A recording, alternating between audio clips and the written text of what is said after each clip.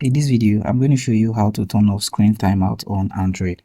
So if you want your screen to stay on longer or do not turn off, this is how you can go about it on your Android device. On your Android phone settings, you'll see that you're only limited to options which are provided to you. So you won't be able to do this on settings. What you want to do is go to your App Store on your Android phone and search for Screen Alive Keep Screen On. Now there are several alternatives to this. You can check and download which one you prefer. Go ahead and download and install and then open the application. Once opened, it will request for permission. Now tap on proceed and then toggle on allow modifying system settings. Now go back. Now you should see two options, which is always or until the time you specify. If you choose always, your screen will never turn off, and if you want a longer time, you can set it in this section. All you need to do is tap on the radio and then customize the time however you want. Once you're done, tap on save.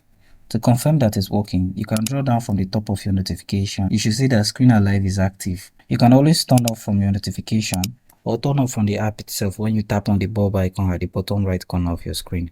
So thank you for watching this video on how to turn off screen timeout on Android, and I hope you found this video helpful. If you do find this video helpful, do make sure to like, subscribe and have the post notification turned on.